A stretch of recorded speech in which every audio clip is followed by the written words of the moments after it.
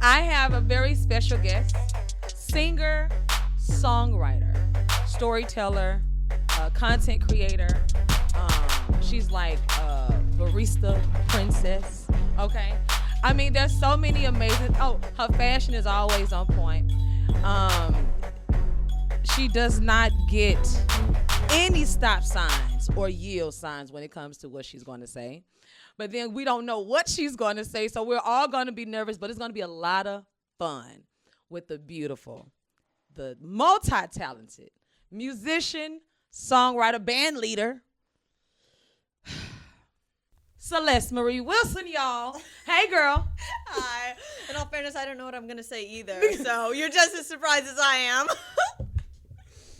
Guys, it's just so good to see how much you've blossomed over since I got a chance to first see you within like literally a year.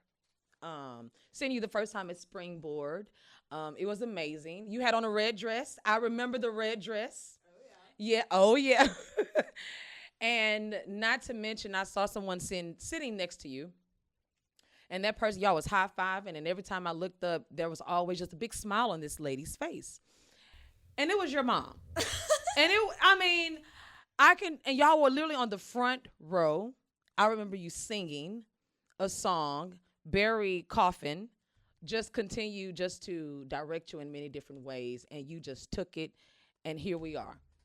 Congratulations, girl. Thank you. Thank you. Give me some. Thank you. I had to get that part out because the rest of it is going to be like 1,000% up, right? Now, we have merch. We have new music.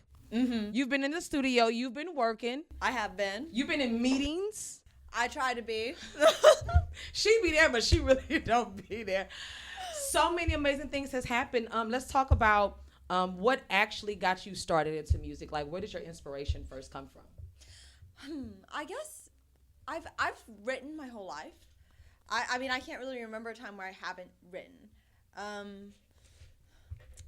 think it just is. It's like breathing. Like if I don't do it, I'm gonna go crazy. So the option is to go crazy or to just. That's do not it. true. a little bit. You know, it's like my emotions are so big all the time. I have a very big personality. Yes, you do. And a very small body, so it doesn't all fit in there. So sometimes it just overflows. It falls over to everybody else.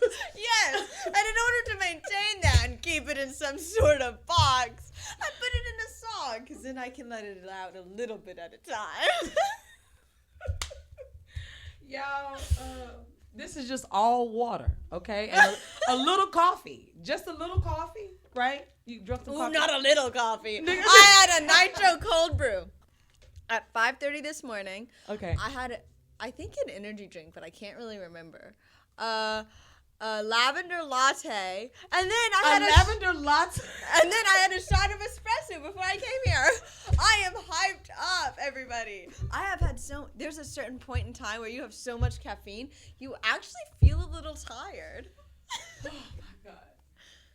By the way, this is merch, okay? This is merch. Look.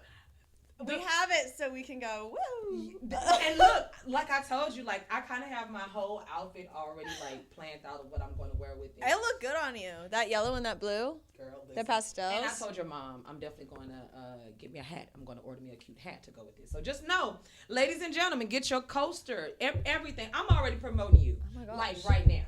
Oh my gosh. Like this is everything. Get your, what are these called? Jesus. Oh, gosh. Jeez Louise. Celeste Marie Wilson, y'all. The koozie. The coasters. The coasters. And then you These put are your coasters, water. right? These are They're coasters, koozies. right? Koozies. These are, what do you call them? Koozie coasters. Koozies. Koozies. And then those are coasters. Yeah, these are the car coasters. The car coasters. Okay. So, do you remember the very first song that you ever wrote? I do. What was the name of it? 738 days. I calculated the exact amount of time I dated a boy and made it the title. What? What? Wait. What? Celeste Marie Wilson. Okay. Backtrack. What did you just say? The first song I ever wrote, I calculated the exact amount of time to the day I dated a boy including the hours and the minutes. But I left the hours and the minutes out, and I just put amount of days. Okay. I dated the boy. 738. I dated him for exactly 738 days. And Damn, I decided, girl. I decided, what a great title. Oh my. And then I said, it's not about you. Come on. Oh, that's how you do that. Okay. Listen. Oh my God. Okay. So how old were you when you wrote that song? I was 18. I was about to turn 19. Wow. And you literally took that and did you kind of orchestrate the music as well? Because I also know you are a musician as well. In the middle of the night, I'm going to sound a little crazy right now. It's all right. You my girl. Look, we got this is my girl, okay? This is our jam and jelly. We're going to have too much fun.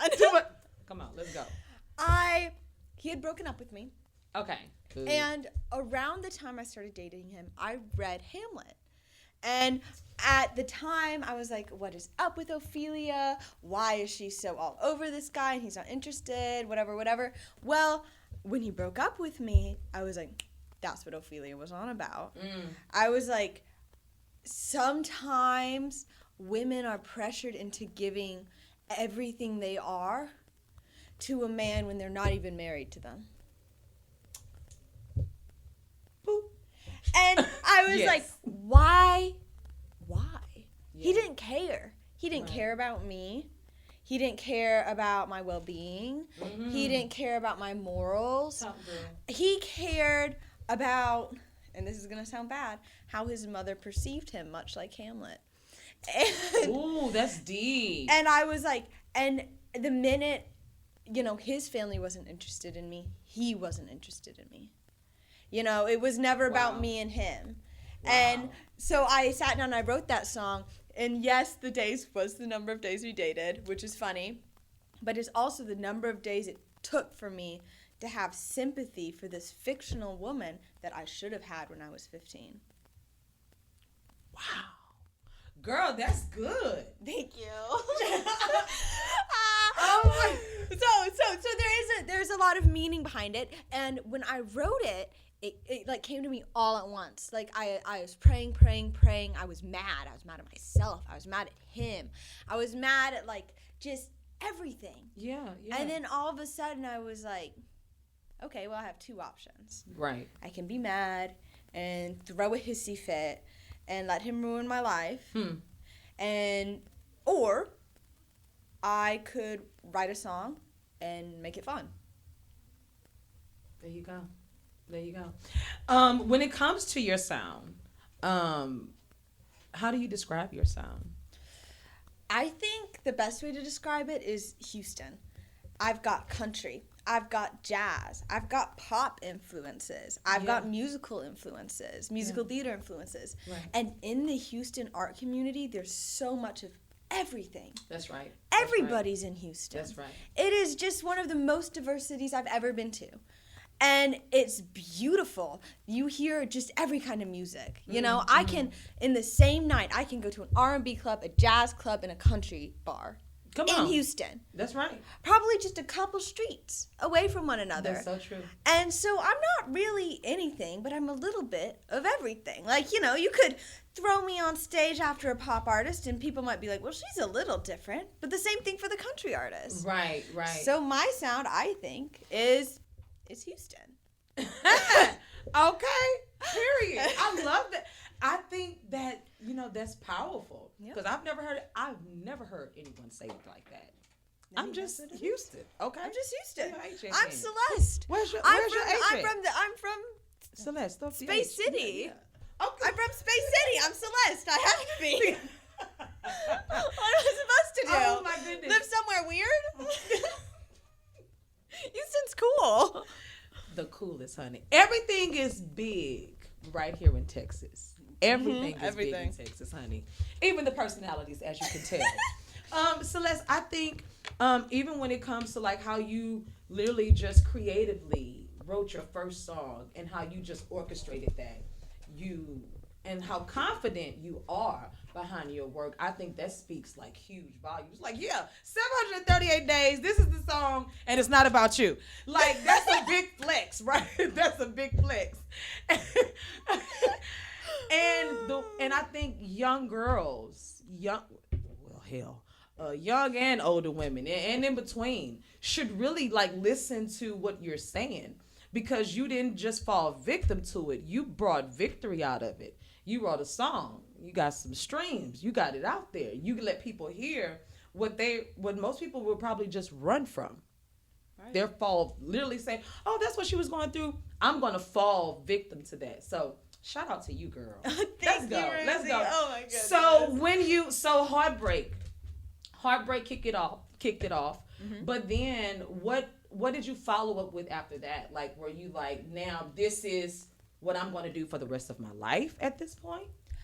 Well, I was a writer, still am a writer, and I had a poem that was published, and then I went to New York, and I was at a writers' conference, and it was this big deal, and everybody was looking at me, and it was great, and then the writers went on strike. And all of a sudden, all of that was closed. It was all closed. Go figure. And it was just me and a pen and a piece of paper, and I was where I normally am.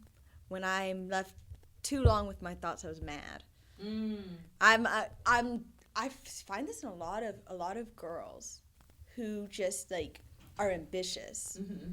That a lot of us are mad a lot of the times. Like right. There's like this like it's like this such fiery ambition that sometimes it like seeps into that anger. Mm-hmm. Mm-hmm. And it was like, well, if I don't do something. And the music, after I went into the studio the first couple times, okay, something clicked. Okay. It was like, I don't know if people believe in soulmates or fate or anything like that. Yeah. Some people do. Some people don't. Yeah.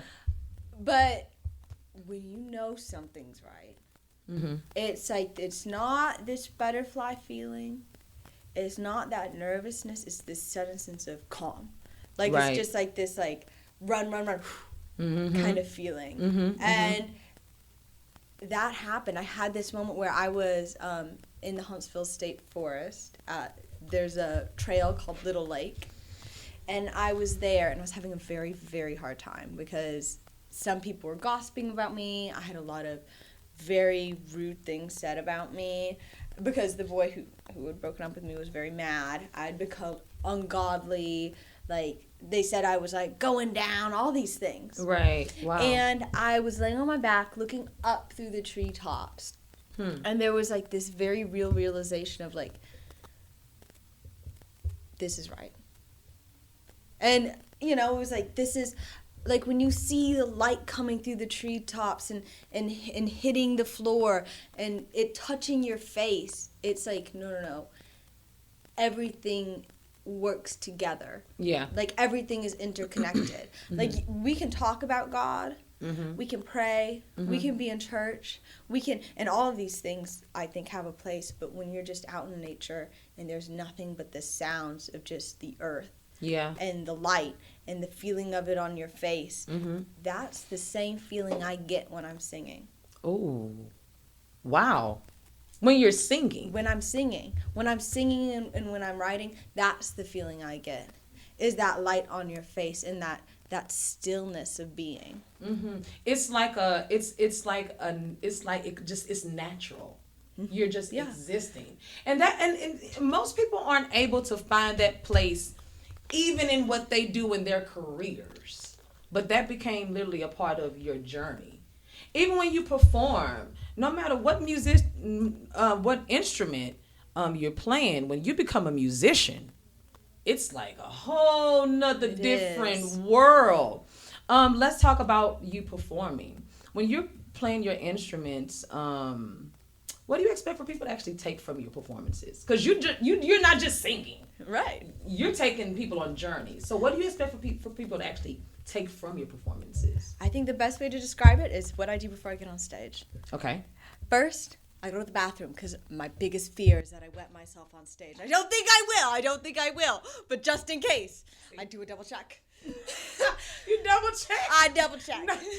Then I drink a lot of water. Gotta flush that all down. Then I just drink a bunch of water. Keep yourself hydrated, y'all. Oh my God. And then I say a little prayer. Yeah. And I pray that my music is able to affect the audience in a way that they need. There you go. And I go and I get up on that stage and I tell the story that I've written. Mm-hmm. And I say what I'm going to say. And I sing how I'm going to sing. And I do it the way I've practiced. But I'm looking in the audience and I'm feeling with them. Mm-hmm. And I can't control what they take away. They may listen to If I Sing for You and take a whole different story away. Mm. But the fact is that they can take that story. Yeah. It's like not even touching hearts. It's like changing souls. Yeah. Like, what can I do? Girl, what you can on I something say right now? Come on. To not, I don't want to change you, because you're perfect. You're made to be perfect. Mm-hmm. But if I can say something that can get you thinking about how to be, then I have done my job. That's right. Even if it's just one sentence, even if it's not in the song, even if it's something I said before I even sang. Wow. And it makes you take a step back and go, oh, that made me think of, this breakup I had. Or, I was just about to give up on this thing. Or, maybe it was, I didn't feel welcomed in the church. Or I didn't feel included here. Wow. If they can for a moment feel, just for 1 second, that maybe there is an answer and they need to go find it themselves, that's all I want. That's all you want. That's all I want. I think that's very, very, very, very powerful. Steve Harvey, the one and only Steve Harvey, said that when you have a microphone, you have a responsibility. And I truly do believe that you take your responsibility very serious. And I thank you. Thank you. I don't know if anybody's seen Rosii up on stage, but my life was changed when you were there. Thank you. I'm not a dancer, but I was like, for a second, I was like, maybe I'll get on that dance floor, and I'm really scared too. Thank you, Celeste. I love what I do. I'm like you. Like, I care about people.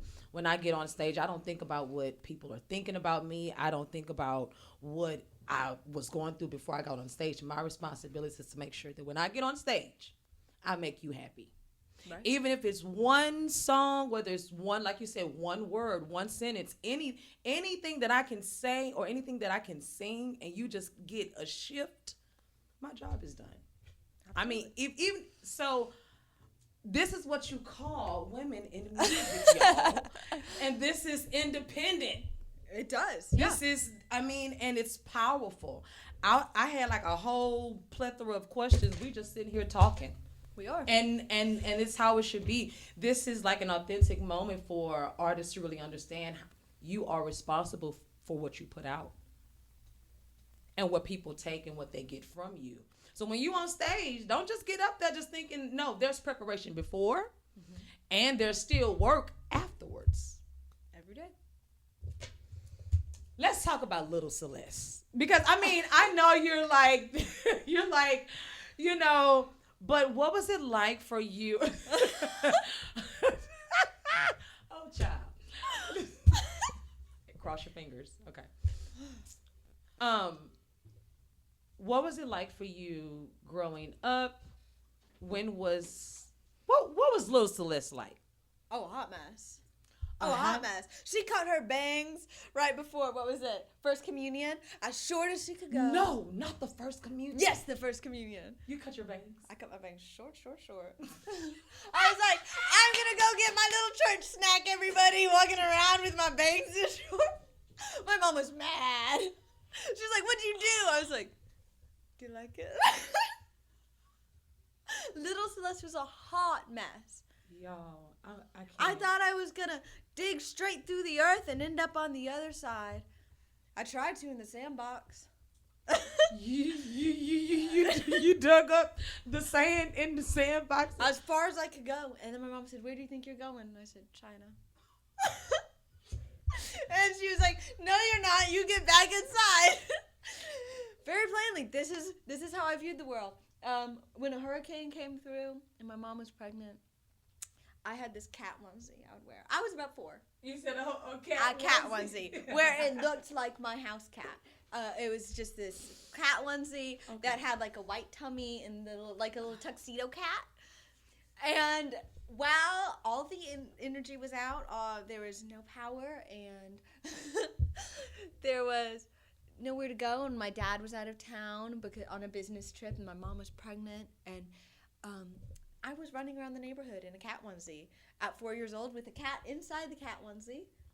Like one of those Babushka dolls. And my poor neighbor, Miss Twyla, I just went to her house because I knew she had cookies. And I knew she had lemonade. And I knew she'd give them to me because I was in a cat onesie. And I sat in her closet waiting for her to get out of the bathtub with a cat in my cat onesie. And I said... Celeste, hold on. And I said, "Miss Twyla, my mom's pregnant, and my brother's in so much trouble right now. Is there any chance I could get a snack from you?" And I was in a cat onesie. In a cat onesie. With the cat. With the cat in the cat onesie. That's how you wear the cat onesie. Okay, y'all. It was a big personality. And you know what? It was so weird. I didn't even get in trouble for it.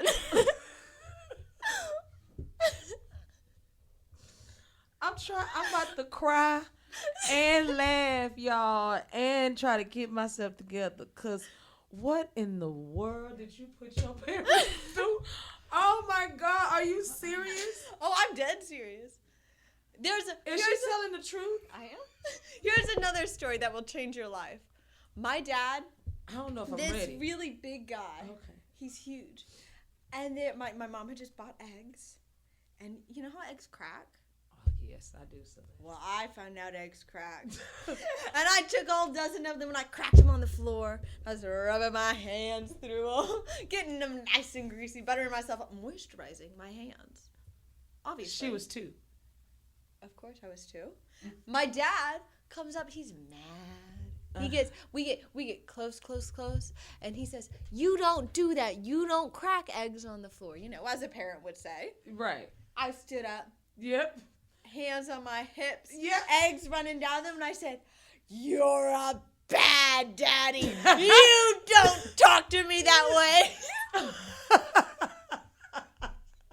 And he turned just bright pink and started to laugh. And so I don't really get a lot of trouble because I just laughed my way out of it.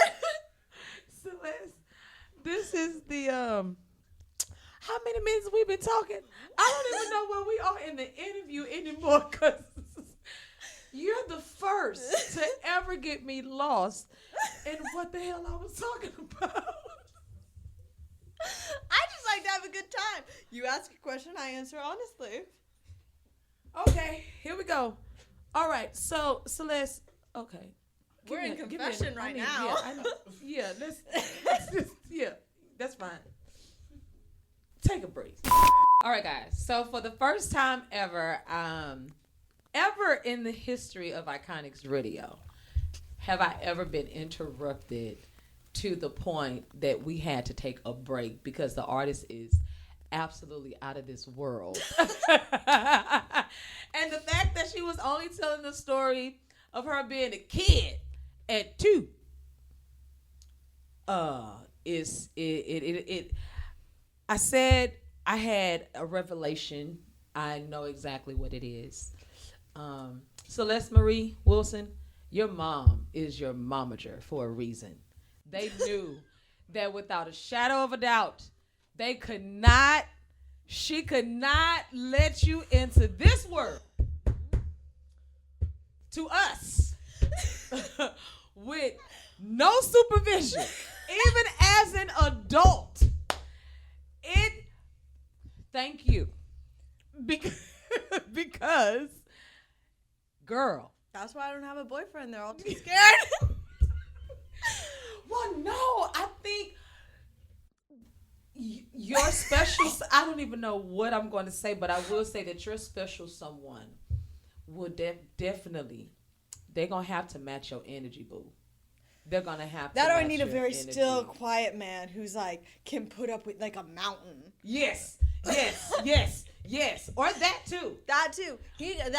But most of the time what happens right now is guys are like, you're really cute. You're pretty, you know. You've got that blonde hair. You're just so pretty. You're skinny. And then they talk to me and they go, oh, her personality. I was laughing with my mom about it in the car. I was like, that's humbling. It's like, you know what? Hate on me for something else.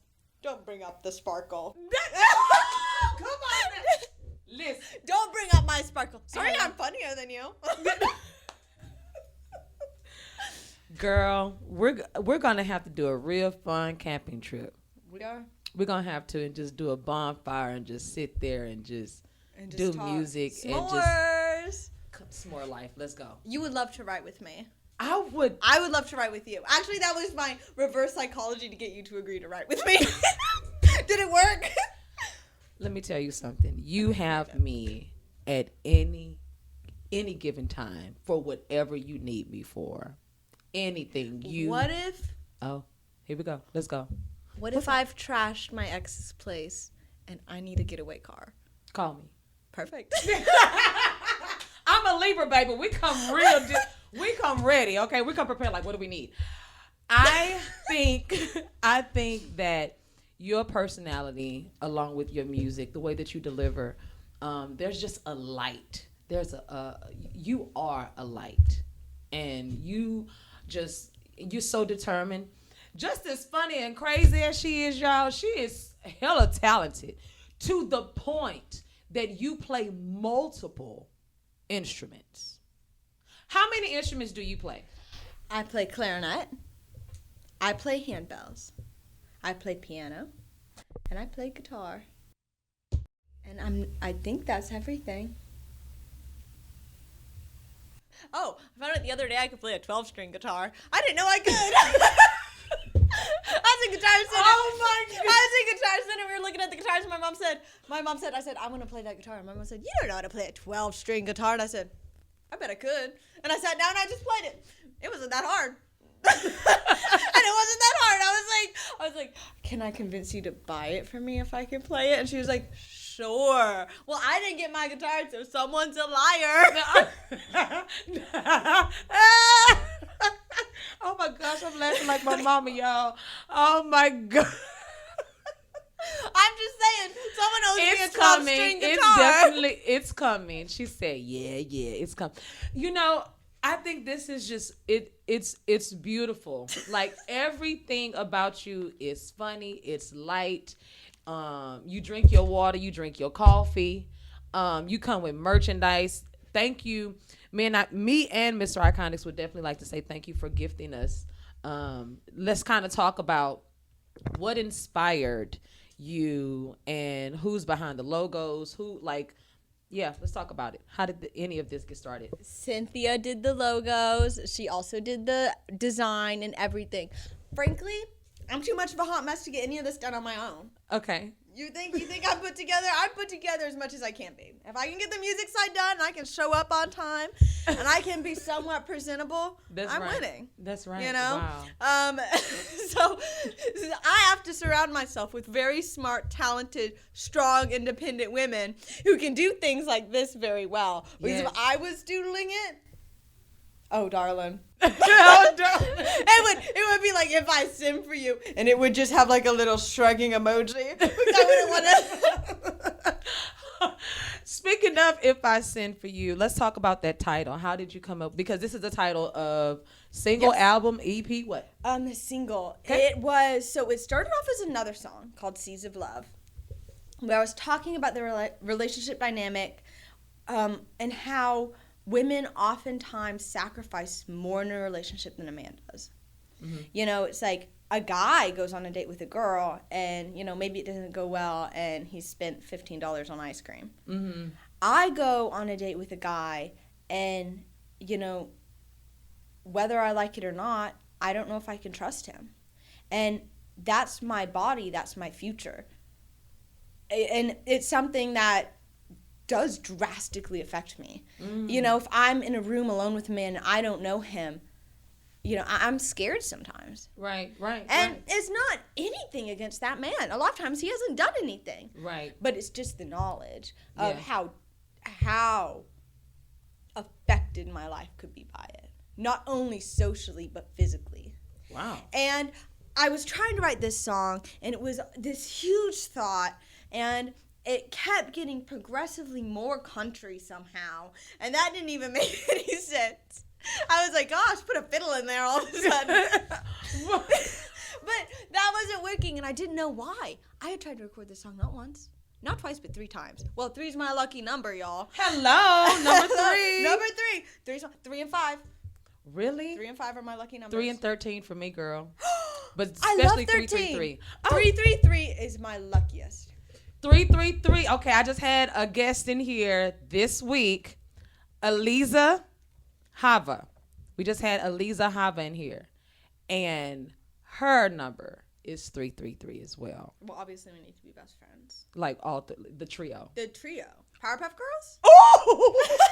I love Powerpuff Girls. Y'all don't know, we vibing. Okay, so If I Sin For You started off as one song. You recorded it three times. It didn't Three's work. your number. It did not work, but then three's a charm. Three's a charm because I threw it away. Three's a charm because I had a moment where I went, you know what? This is not the time. Okay. I went home. Mm-hmm.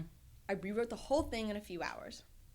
And I was like, what I need to do is I need to specify when you're in a committed relationship with a man. What is that feeling? You know, what pressures are put on you? How does it feel? And the prose I was able to come up with was, if I sin for you, will you pray for me? If I love you, body, soul, mind, heart, everything I am. You know, married, not married, doesn't matter. Will you pray for me? Because for some reason, socially, we judge women for loving. Come on, girl. And I was like, my value does not decrease because I am in love. Period. And because I'm viewed this way socially, will you pray for me? Amen. I know my man prayed for me, y'all. Okay, okay. Amen. No, Amen. seriously. No, really, that is That's how women true. are treated. That is so true. You should pray for each other. You should. That's what keeps it together. You have God there in the center. Girl, you are onto something. Okay? So that's what that song, when it comes to writer influences, who influences you to write? Were there ever like musical background from your parents, or were like Dolly Parton? Because I'm just hearing a lot of storytelling, a lot of like woman empowerment coming from you. And girl, you are delivering. I mean, Thank you. No, seriously, I am here for it. You are literally like what I would truly call the next icon. Like, I've never said that. Oh, now I'm blushing. No, seriously. Because you're serious about what you're doing, and you have a story behind everything that you do with intention. And as an artist, we have to be that way. We do. Or we're just crapping in the wind. Yep. Literally. So I appreciate it. Now, who are some musical writer influences that you have? There are so many. Give me your top 3. Of course, Taylor Swift. T-Swivel, love her. Period. I love Taylor Swift. I've been listening to her since her first album. Wow. You know, I grew up with Taylor Swift. She was always on, you know. Everything. I always listen to her. Another one, I'm trying to think. I was really into AC/DC growing up. Okay, come on. Like a weird amount. I had an AC/DC She shirt said that weird my amount. mom had to throw away because it had holes in it because I wore it so much, and I wouldn't throw it away because I was so obsessed with, I don't even know what it was. I don't know if it was the guitars, but something about it. I just like the way I'd put my little headphones in. Oh my gosh, this is gonna make you laugh. This is gonna make you howl. I had on my little headphones and my iPod Touch. I would turn on Back in Black to go to sleep to. I would turn it on and I would go to sleep to it like it was lulling me to sleep. Shoot the thrill. Blasting in my headphones. My sister would get up in the bunk bed with me and she'd be like, what are you listening to? I want to listen. She'd put it in her ear and she'd go, ew. So, Taylor Swift, AC/DC, and one more. This girl. But, I loved Queen. Queen. Wow. Okay. I loved Queen. Bohemian Rhapsody was my jam as a kid. Yes. I love that. I love News to the World is my favorite album by them. I just obsessed with Queen. Wow. I loved the storytelling. I loved all the different like sounds they went through. Mm-hmm. You know, I know they're known for their rock opera sound. Yes. But they had so many different sounds they played with. Yes. You know, and sometimes they were like really off the wall, you know, and that was interesting to me. I was like, oh, new noise. New noise. Gotta go to sleep now. New noise. I listened to but anything that sounded different. Like I mean, gosh, how old was I when Beyonce's Crazy in Love came out? I think it was like 10. I don't remember, but I very vividly remember when I found out about Beyonce. I was so obsessed because it was like this noise I just hadn't heard before, and I was little, and I would just listen to the same song over and over and over and over and over. And it wasn't just about the new sound. It was about the new sound and then what are they saying? Like, what does that mean? And it would drive my mom mad. I'd be like, no, we're listening to it one more time. And it's like the 15th time in the car. No, we have to hear Crazy in Love again. Oh, no, we're not done. I still do that sometimes. Yeah, right now I'm on Hozier. Right now I'm on Zach Bryan is the one I'm on. And I'm like, one more time. And my mom's like, stop. So until this very day, I can truly see why your mom just smothers you with love. You're like so much joy, but your grind is serious too. Being a content creator, influencer, but then also working with, like you mentioned, Cynthia, Uncle Rhino, Mary Mentor. You just have so many people that you're surrounding yourself around. Let's talk about what is that like, because you're still a baby. I'm still a baby. You're still a baby. And that's why I get away with so much, because I don't mean a single thing I say. Just a guy. So I can say whatever I want, and it's not my fault. But when you look at all of these people that are surrounding you and how much they're like really taken to you, when it comes to team, who's all on your team? We know your mom is your momager. Obviously. And she's still mommy, just being tortured by Celeste Marie. Well, someone's got to keep life interesting. Yeah. Her mom ain't got no wrinkles, y'all, okay? That's because she laughed all day from her, okay? That's where it's coming from. But also, who else is helping you, assisting you on the journey? I will say my journey's a little odd. I don't think I ever learned how to do business right. Okay. You know, I wear my heart out on my sleeve. Yes. Even when I'm not wearing sleeves. Yes. It's still right there, nothing holding it down. And I will call Uncle Rhino while I'm doing my makeup and give him a rundown of everything that's happened. And he always answers the phone for me. Wow. Every time. It's like, and I'll be like, doing my eyelashes, I'll be like, and you'll never guess what, I talked to this boy, and this poor man is sitting on the line. He's got things to do. And he's like, okay, sweetheart, well, why are you talking to that boy? You sound just like...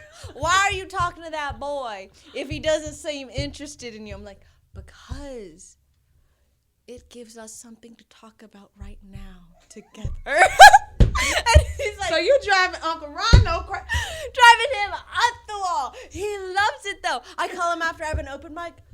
You'll never guess what just happened to me. A boy looked at me and he'll be like, I don't need to know this. He'll go, what are you on about? I'll tell him everybody I think is attractive. I'll tell him just everything that comes into my mind. I'm like, I wrote a song today, want to hear it? He'll be like, well, do you have it fit? I've already sent it to him. You already sent it to him. I tell him everything. We'll be on I drove to Austin for a writer's thing. We were on the phone for 4 hours straight. You and Uncle Rhino. Me and Uncle Rhino. We're Wow. really two peas in a pod. Our personalities are very similar. I didn't really realize it. My mom had been saying, you were just like Unc. And I was like, I am not just like some big man from Louisiana. I am a cute little blonde girl. And don't say that to me ever again. But then oh my gosh, last week at Springboard, I was sitting there. We were sitting the exact same way, holding our cups in the exact same way, making the exact same face. And I looked over at him and I was like, oh gosh, I am just like him. That explains everything. I'm like, but, you know. You're sometimes writers. We're writers. And I knew we were going to be best friends because we were on one of our first phone calls, me, him, and my mom. And he says, everything is in 3 and 5s. Well, if you know anything about me, my lucky numbers are 3 and 5. Huh. And I went, hold on. 3 and 5s? He was like, yes, everything is in 3 and 5s. My brain works in 3 and 5s. I was like, my brain works in 3 and 5s. The way I write, the way I do things. A lot of times my songs will have 2 other songs that are related to them so that my songs go in a 3 or go into a 5. Or like my album, I plan to have 13 songs because 10 and then 3, so I have 5, 5, and 3. Everything is in 3 and 5s, and it has to be. I sound crazy right now. No, you don't. Everything has to be in 3 and 5. So the minute he said that, I said, "No, this is right, and God sent you to me, or sent me to you somehow. This is working out, and I'm connecting to you. And now I'm gonna call you every week, and I'm gonna give you a rundown on my life because you need to know this, and you're gonna give me a rundown on your life, whether you knew you wanted to or not." Period. Just like that. Just like that. Oh my gosh. I don't make the rules. So you have your mom, Uncle Rhino, and I also being able just to see you just blossom. You're like blossoming into an amazing artist. Like, no, seriously. Everything that you're doing right now, like you have it all mapped out, and that's what it's about. That's what it's about. Where can people find you, follow you, and just keep up with your journey? CelesteMarieWilsonMusic.com. That's my website. And then you can find me at Celeste Marie Wilson on Instagram. And I think also Celeste Marie Wilson on YouTube. If you look up Celeste Marie Wilson on YouTube, I will show up. Yeah. If you just Google my name, I'll show up. I'm everywhere. I'm very loud. You can't escape me. You can't get away. I'm going to start telling you about every boy I've ever talked to. Oh my God, Celeste. Any words of encouragement you would like to leave to the youth that are listening to the sound of your voice? If people are uncomfortable when you walk into a room, something about you makes them feel awkward. You're being your authentic self, and that is such a blessing. They don't see it yet. Yeah. Because they're jealous. And I know I sound like you're me, Ma, right now. But I'm being so serious. No, you're so true. People, when they see that you have this light, want to crush it. And if you're being picked on, if you just don't feel like you fit in, I really think you do, and you have something. And please do not try to change to fit in. Wow. I'm just honored just to be hanging out with you. There's some amazing things coming here right to Iconix Radio. The Barista Queen.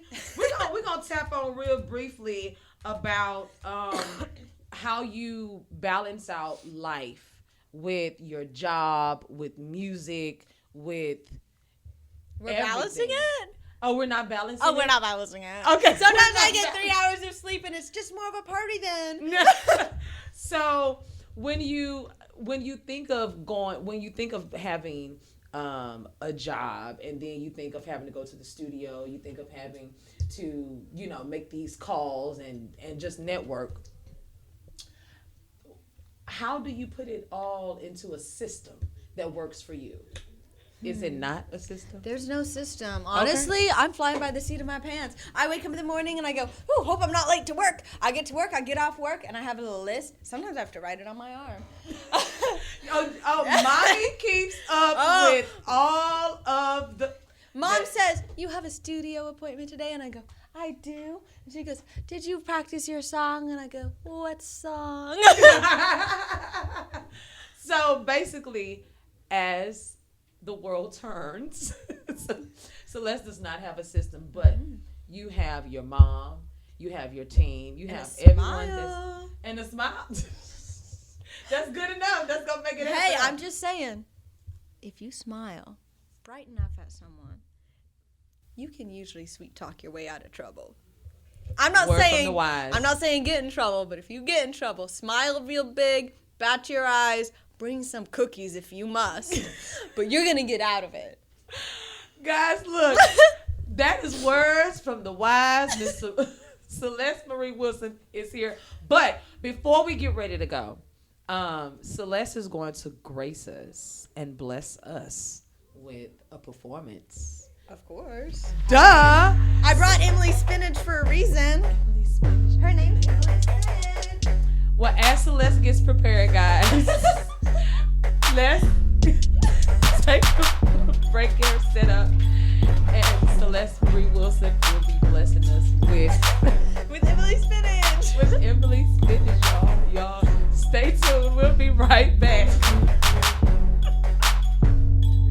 Hi y'all, this is Celeste Marie Wilson. I wrote this song after I was told that I needed to leave Texas in order to be an artist.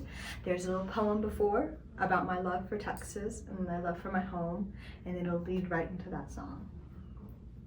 I was born between the stars, in the moonlight of my mother's eyes, beside the Rio Grande, far below the northern lights. I was raised where the June bugs pinch and hurricanes hit the bay. Oilmen and automobiles, Susans in the sage. I've danced beneath an oak tree, I lie beneath one too. Watched winter from old movies, is snow really true? I've driven down Demon Road, I've run up Little Lake. I've written of our fables, found business with the fae. And if I am uprooted, I will miss my pecan trees, I will miss my sunrises, I will miss what could be. I will miss my bright nights, my city in the sky. I will miss my sparrow sing, I will miss my ravens cry. I wish I had a colder heart, I wish I didn't care. But I'm still in the wildflowers, with sunlight in my hair. It's easier to hate, it's easier to run, it's easier to use my words as a gun. But I love my solemn home, even if it don't love me back. And I'll try to find in every city I found strength from my dad. And if I am uprooted, I will miss my pecan trees, I will miss my sunrises, I will miss what could be. I will miss my bright nights, my city in the sky. I will miss my sparrow sing, I will miss my ravens cry.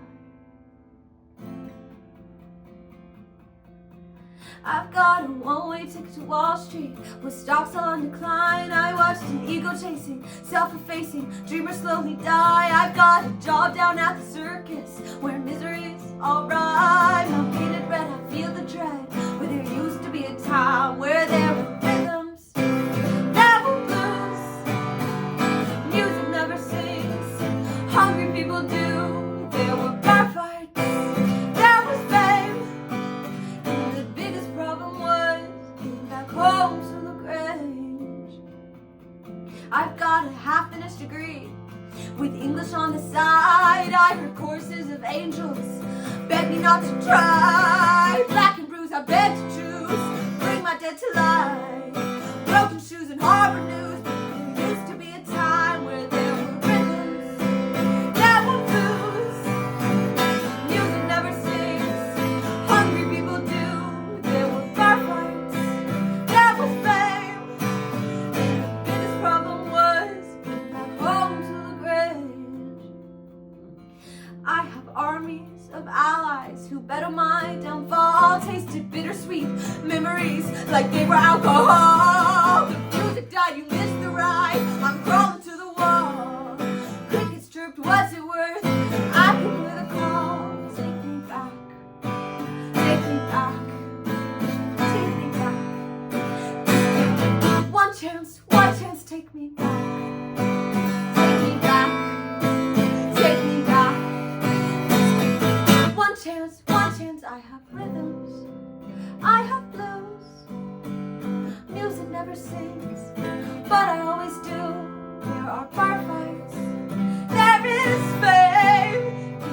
biggest problem is getting back home to.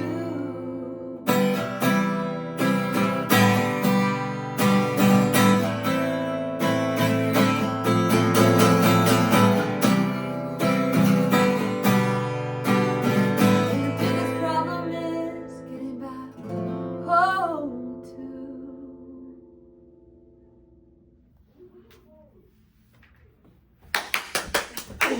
Y'all, that was Celeste Marie Wilson.